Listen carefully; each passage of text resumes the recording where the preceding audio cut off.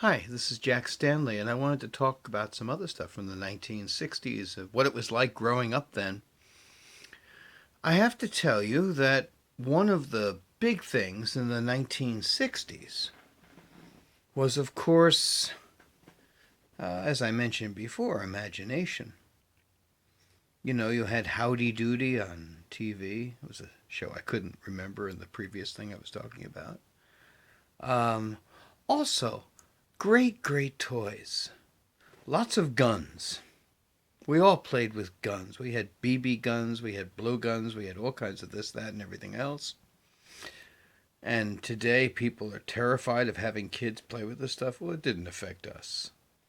It's not the toy; it's actually the environment that makes the difference, I think. But nonetheless, I had my toys, I had my guns. We used to play cowboys and Indians. The cowboys always won, of course. I had my toy soldiers, and we would kill them all and shoot them and stuff like that. We had lots of board games, and there was a game called Mousetrap that you never played. You just made the mechanism work, and that was the whole thing you wanted to do. Used to pick them up in the garbage all the time because no one ever played the game. All they had was the thing that caught the mouse, and we thought it was fun to play with. And 10 times after you did it, you were tired of it, and it went back in the garbage. Marbles were fun. Also, walkie talkies. That was fun stuff too. It was like high tech. And also, you could make your own stuff. You had two cans with string, and you could talk to each other. And riding bikes and nature walks and stuff like that. But perhaps one of the great things of the 1960s was the World's Fair in New York City. I was blown away by that. It was one of the most exciting events of my life, I have to tell you, because I was just at an age where I was just full of questions, and the fair was full of answers. And I saw so many things. I went to the GM building, the Ford building, the Chrysler building, the Bell building, the all the different buildings, and they had all different exhibits, all kinds of programs, all kinds of audio animatronic things, which had never been seen before. Now you have to understand how shocking that was. You know, today we're not shocked at all by things. But in 1964, 65, when I was at the World's Fair and I saw dinosaurs move, blew my mind. I went to It's a Small World. It was incredible. I saw it many, many years later, and I said, oh God, this is so hokey. But at the time, it was fantastic. It was the carousel of progress. Now is the time, now is the best time. Yeah, it was fun. It's funny how you remember these songs and stuff that were played. But perhaps the greatest thing I saw at the World's Fair was Lincoln. They had an audio animatronic Lincoln. And I was deeply immersed in studying Lincoln at the time. And we went into the auditorium. I still remember it was red. It was all very, very fancy. And we took our seats. And Lincoln was sitting there, and he was looking around the room at us. You have to understand how shocking that was. And I remember I was looking around the room, and I looked back, and he had stood up. And then he started talking and gesturing and moving. That had such a profound effect on me. I remember that so very well, how Lincoln came to life. The World's Fair was an incredible thing. I mean, it talked about the future, which we'll never see. It's interesting. The future that was going to be here in 50 years, it is 50 years. And the future isn't here. Some things they mentioned did come true. A lot of it didn't. You know, the automatic cars that would drive everywhere on the highways and this, that, and everything else, so you could relax, sit, and smoke. It's kind of interesting that that was one of the things that everybody was doing. Everybody smoked. It was part of life. Um, Cigarettes were on television constantly. Winston tastes good like a cigarette should. And lots of other songs. Yeah, the Marlboro Man, Silly Millimeter Longer with Carlton's, Benson and Hedges were, I forget, a little longer or something like that. But everybody smoked. And even at the World's Fair, there was a smoke ring machine, which I found rather fascinating.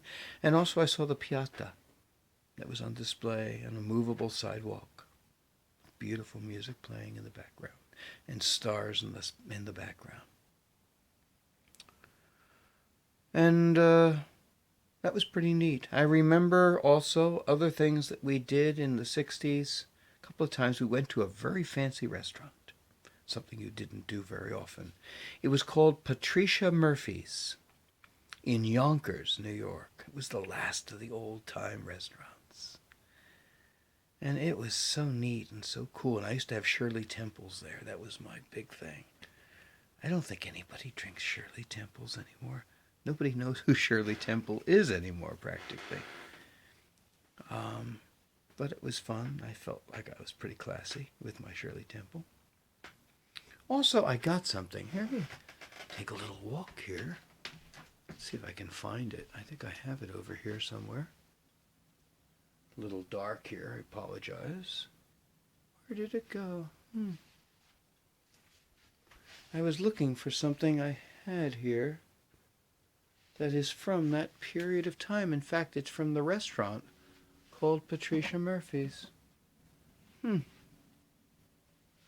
I'll have to find it and show it to you another time. Interesting how things vanish. You don't know where you put them. Well, that seems to happen more as you get older. But I have stuff that's marked, from Patricia Murphy's. Also, another thing that's kind of neat is we used to go to McDonald's. Now, let me tell you about McDonald's in the 1960s. It was a totally different place. You had soda, you had Coke, possibly had milkshakes, I don't remember. But you could get a hamburger or a cheeseburger and an order of fries. And the fries were in a little bag. That was it. You didn't have supersized or this, that, and anything else. But this was something you went to like once a month, and it was an exciting thing to go to McDonald's. And you'd have the hamburgers in the car. It was exciting, exciting stuff. You didn't have the supersized garbage that you have today, and that's why you have people that have asses the size of Wisconsin. It was a very different time. Now, look at the size of stuff they give you. And then you have lots of kids that are on computers all the time. They have computer butt, and they're eating McDonald's all the time with hamburgers that are the size of 3 of the burgers that we had in the 1960s. Another thing that we used to go to, which would be looked upon not well today, was there was a wonderful pancake place called Aunt Jemima's. And it was a big figure of Aunt Jemima waving, I think with the hand going back and forth. And you go in and get your pancakes. And in those days, they encouraged you to pour the pancake syrup on, creating, what can I say? That was dangerous stuff, making people diabetic practically. But that's what we did. We didn't put a little bit of pancake syrup on it. We flooded the plate with pancake syrup, and That's what everybody did. Even the advertisement showed you how to do it. Eating was a very different thing in those days. And everything was pretty simple. We did go to eat occasionally, but 98% of the time you ate at home. My mom would cook something very, very simple. Occasionally, maybe once a year or twice a year, you'd have pizza. Another thing that you might do, you might have like some kind of ethnic food like Chinese, which we didn't understand China at all. That was some exotic world that nobody really kind of knew about. And everybody who looked Asian was Chinese as far as we were concerned. We didn't know. No one ever talked about it.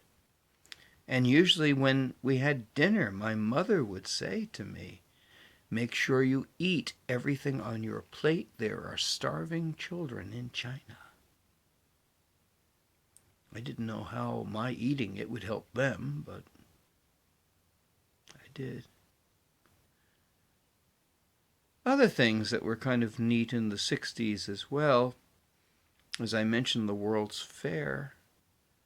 And of course, during that time you had lots of amusement parks and lots of areas just for parks, playgrounds, and things like that where you could use imagination.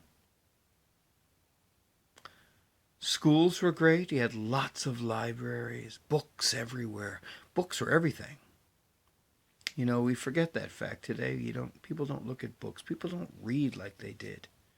You had newspapers all over the place. You had books all over the place. And I took a fancy to history early on in my life. And by the time I was in second grade, I had already memorized all of the presidents. By the time I was in fourth grade, I had memorized the Gettysburg Address, the presidents, their dates, the Declaration of Independence. I think I did Washington's farewell speech. I had all kinds of stuff, and they would trot me out and have me talk, and actually had me make tape recordings. I wish I had those recordings today to listen to that little voice talking. Be kind of fun. It was all in the 60s. Another thing is everybody got related into space. Space became a big thing. Advertising. Even potato chips. You had the Frito Bandito. Oh, I am the Frito Bandito. And today they would never show stuff like that. No, that would be looked upon as rather off color. And you had all kinds of stuff. And you had Tang, which was the most dreadful crap I ever had in my life. And once again, as I mentioned before, you had TV dinners. And TV dinners were all about space. It was so exciting to have. You know, Mom, you're going to make a TV dinner? And then, of course, they'd be frozen. And then you'd have to put them in the oven. And they'd have to cook for 45 minutes. And then out would come your TV dinner. And you'd put them on TV trays. And you'd watch TV. It was so innocent. And that food was so bad. But it was so exciting. You know, the 1960s was an age of innovation. Cars, planes. I took my first flight in a plane in the 1960s. And I used to watch all the planes. I had a little telescope and I'd look at the DC-3s and the DC-4s and the Lockheed Constellations, which were all propeller planes, by the way. They were all flying everywhere. You had lots of those in the 60s. Plus you had 707s and DC-9s. Stuff like that. And of course, in the later 1960s, you had toys like Hot Wheels, which was fun. And lots of other games and toys. And the thing that would do 3D was called ViewMaster. And, of course, figurines, G.I. Joe. You had Barbie and Ken. And our telephones were like super. We had a princess phone in our house. It lit up. It was real high tech. Had a dial. And eventually then they developed the buttons, which was exciting. And then also in the 1960s, one of the big things that came out was zip codes. You had Mr. Zip, Zip, Zip at the post office, and everybody had to learn their zip code. That was another interesting thing. And lots of other stuff. One other thing to mention to you were lava lamps. I remember the moon landing in 1969. I went to a friend's house, and they had a color television, which was really unusual. Most people didn't have color TVs. And on top of the television was a lava lamp. And we watched the landing on the moon. Now, mind you, no one had ever landed on the moon, so we didn't watch the landing. We watched a cartoon of the landing. And of course, once they landed on the moon, I was so excited. I ran all the way home. I was so excited because we had done what President Kennedy challenged us to do. That was pretty amazing. So these are some thoughts about the 1960s. Think of the politicians. You had Kennedy. Eisenhower was always in the news. Harry S. Truman was always in the news. J. Edgar Hoover was scarily in the news. Richard Nixon, Goldwater. I remember the 1964 presidential election, and there was a commercial put out by the Democrats against Goldwater, who was a Republican, and it had a girl pulling petals off a flower, going 10, 9, 8, and then all of a sudden you heard a male voice, and then there was an atomic explosion. It was pretty bad. 1968, you had all the riots in Chicago.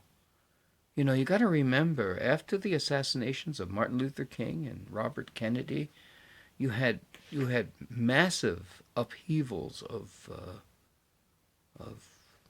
civilian rioting. Cities were in flames. We thought the country was going to fall apart. And of course, there was so much civil unrest, and some colleges were being taken over by students. And everything that had been the norm was turned on its ear.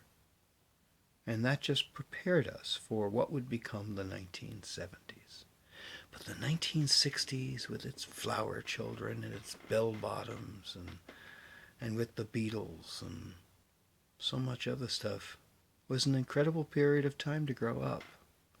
And I thought it was really groovy, to use a word. Everything was groovy and cool, and Coke Man, and all kinds of fun things that sound so antiquated. But that was the 1960s. And I was really happy to grow up in that time and see so much stuff. So this is my ramblings on the 60s. It was a fun time. I have a lot of great memories, and I've only mentioned a little bit of what I know because I can't think of the stuff I want to tell you, and one of the joys of getting a little older, I guess. But I will remember and probably talk more about the 60s later. So thank you.